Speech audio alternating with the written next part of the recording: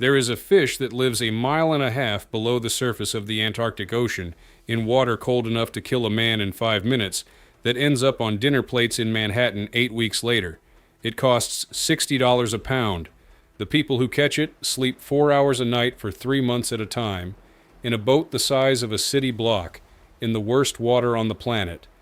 This is one of those days. The Janas is somewhere south of New Zealand, past the point where the maps stop bothering with detail. 20-foot swells, air temperature below freezing. 26 men on board, all of them doing a job that almost nobody else on Earth is willing to do. They're about to drop a fishing line 6 miles long. You probably know it by its menu name, Chilean sea bass. The fish that supposedly went extinct in the 90s, then quietly came back, then quietly became one of the most expensive things you can legally pull out of the ocean. A single boat can come home with $3 million worth of it, but the real story isn't the fish. It's what people will do, and what they'll endure, to bring it to the surface. The Southern Ocean is the only body of water on Earth that goes all the way around the planet without hitting land. Nothing stops the wind, and nothing breaks the waves. Storms build for thousands of miles before they hit you, and they hit constantly. Sailors have a name for the latitudes down here. They call them the Roaring Forties, the Furious 50s, and the Screaming 60s. Antarctic toothfish live below 60 degrees south. To catch them, you have to go where the weather is at its worst, in a season when the ice is at its thinnest. The fishing window is narrow. Vessels licensed by the international body that regulates these waters get assigned a small slice of ocean and a small slice of time. Miss it, and you've spent 2 months sailing for nothing. The Janas is around 200 feet long. It looks small against the Ross Sea. Below decks, around 26 men sleep in shifts. Above decks, the gear is bolted down so hard it hurts to look at. Anything that isn't bolted will be in the water within an hour. Fishing starts before sunrise.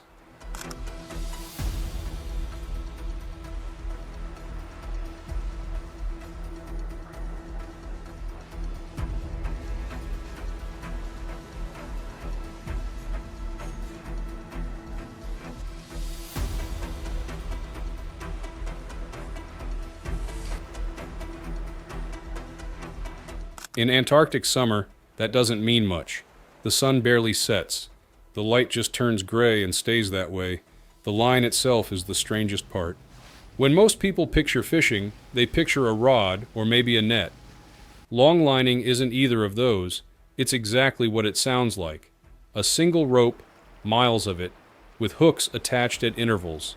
The Janas runs lines that can stretch over 6 miles end to end. Each line carries thousands of baited hooks. Setting one takes hours. The crew works in a chain. One man baits the hooks. Another feeds the line out the back of the vessel. A third manages the floats and weights that will drop the line nearly 2 miles down to the seafloor where the fish live. Mistakes here are not small. A hook through the hand happens often enough that nobody comments on it. A foot caught in the line going overboard is how you die. So they wear gloves that don't quite work in the cold, and they move slowly enough not to slip, and they keep going until the entire line is in the water, and the boat has marked its position with GPS buoys that flash through the fog. Then they wait. The wait is 12 hours, sometimes 24. While the line soaks, the boat doesn't sit still. It can't. The current would drag it for miles, and the wind would do worse. So the captain holds position against forces that never stop pushing. Down in the engine room, the diesels run constantly. On the bridge, someone is always watching the radar. For the rest of the crew, this is the closest thing to rest they get. Meals happen in shifts in a galley designed to function at 30 degrees of tilt. Somebody is always sleeping, somebody is always eating, somebody is always working. The boat itself never sleeps.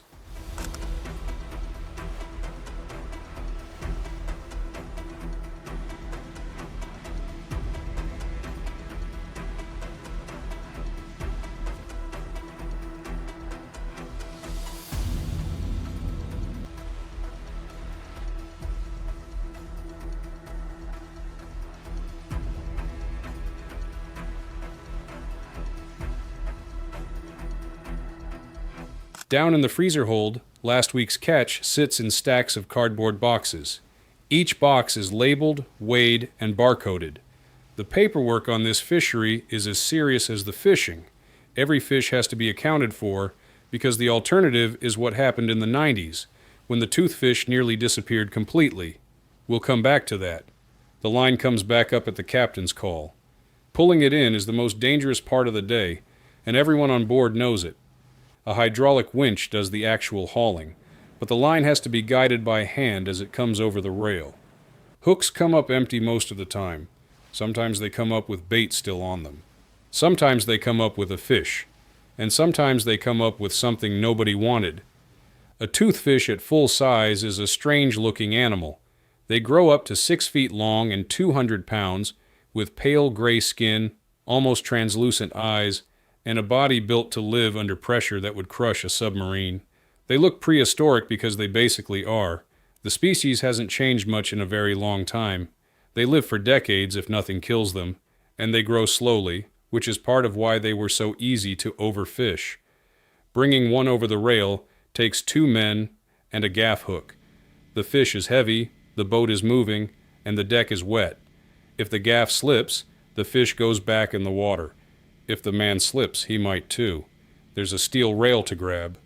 There's also a long stretch of trailing line attached to thousands of hooks moving past at speed. People have died this way, but the bigger problem isn't always the fish. It's what else is on the hooks. Albatrosses follow these boats by the hundreds. Petrels too, and giant fulmars, and any other seabird that can survive at that latitude. A few decades ago, longliners killed staggering numbers of them. The birds would dive on the bait as it sank, get hooked, and drown. The toothfish industry came under serious pressure to fix this, and the fix turned out to be surprisingly simple.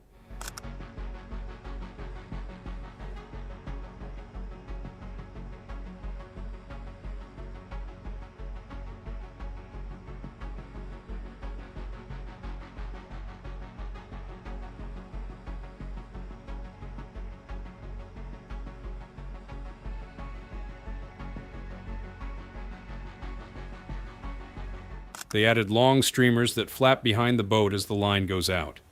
The birds avoid the streamers. The bait sinks before they can reach it. On certified vessels, bird deaths dropped almost to 0. That's the fishery on a good day. Now imagine a bad one. A toothfish on deck is worth nothing until it gets below. The processing line runs through the middle of the boat. 2 men gut and bleed each fish. 1 man washes them. Another sorts them by size. A 5th weighs and tags them. By the time a fish makes it to the freezer, it's been turned around in a matter of minutes, and it goes into storage at temperatures cold enough to make your skin stick to the metal. This part of the work goes on constantly during a haul. The deck crew brings them in, the processing crew turns them around, and the freezer crew packs them away. Nobody talks much, because the noise makes it hard to hear, and there's nothing really to say. A good haul might mean hundreds of fish in 8 hours. The boat needs tens of thousands by the end of the trip to break even. That's the math people don't think about. The boat costs millions to build, millions to operate, and the trip costs the company a fortune in fuel, wages, food, and insurance before a single fish gets caught. The crew gets paid by share of the catch, which means a bad season can mean 3 months of work for almost nothing. A good season can mean a deckhand goes home with $30,000 or $40,000 in cash. A senior officer can clear 6 figures. So the question is why anyone signs up. The honest answer is that some of these guys couldn't tell you. There's something about the work that gets into people. They go home, sit on a couch, and within a few weeks they're calling the company asking when the next trip is. Weather is the first hazard. Storms in the Southern Ocean don't move through the way storms do further north. They just exist.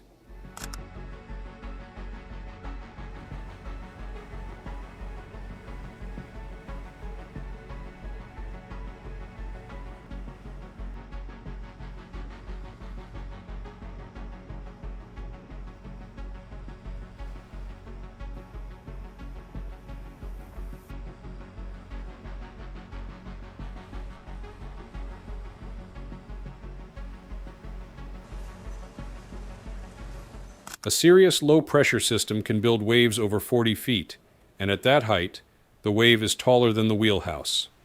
The crew secures everything that can be secured and waits it out, which sometimes takes days. Lines have to be pulled before storms hit. If you don't get them up in time, you lose the gear, the fish, and a chunk of the trip. Then there's the ice. Antarctic sea ice is unpredictable. Pack ice can close in on a vessel and trap it for days or weeks. Vessels in this fishery have ice-strengthened hulls, but ice strength is relative. A bad icing event, where freezing spray builds up on the superstructure faster than the crew can chip it off, can capsize a boat. Every man on deck has at some point taken a hammer to a railing in the dark, trying to knock loose tons of ice. And then there's the simple problem of being where they are. The nearest port is days away. The nearest hospital is days beyond that. If something goes wrong, you fix it yourself or you don't. A serious medical emergency at full latitude usually means a helicopter from a research station if the weather allows, which it often does not. A few years back, a vessel called the Antarctic Chieftain got stuck in heavy ice in the Ross Sea. Its propeller broke. It sat trapped while an icebreaker worked its way in to rescue it. The crew was fine. The boat made it home. But for a stretch of days, 24 men sat in the dark at the bottom of the world, waiting to find out whether they'd be coming back. If the work sounds insane, that's because it is. We dig into stories like this every week. If that sounds good, subscribe.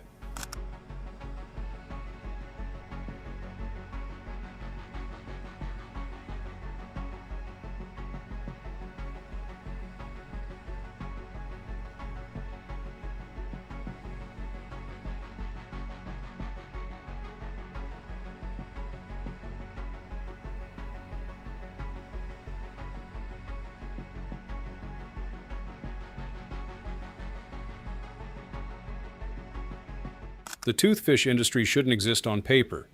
The fish lives in some of the worst water on the planet. The catch is regulated down to the individual hook. The cost of operating is enormous. The risks are real. But the math works for a reason that doesn't show up in the menu price. In the late 80s and 90s, when the species was first discovered to be commercially valuable, an illegal fleet of pirate vessels descended on the Southern Ocean and pulled out toothfish in numbers that nearly collapsed the population. They sold their catch through a network of false flags and shell companies. 6 of those boats became infamous. Marine investigators called them the Bandit 6.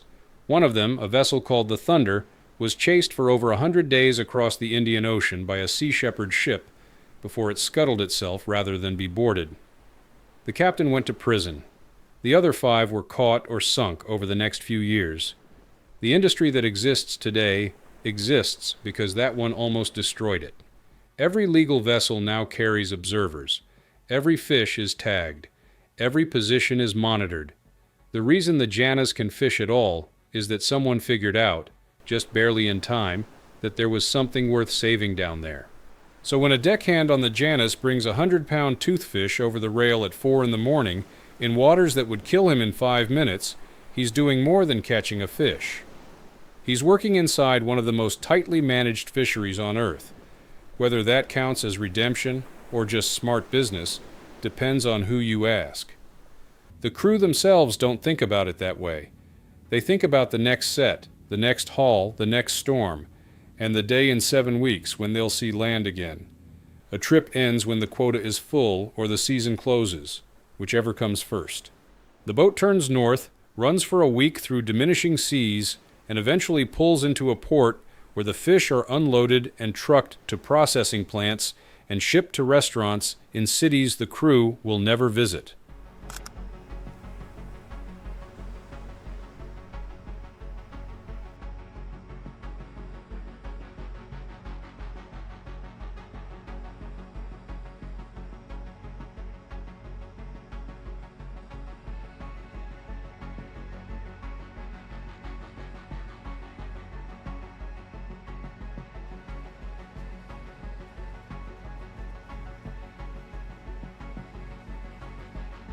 A toothfish that started in 2 miles of Antarctic water on a baited hook ends up on a plate in Midtown Manhattan a few months later, served with capers, costing more proportion than a deckhand made for catching it.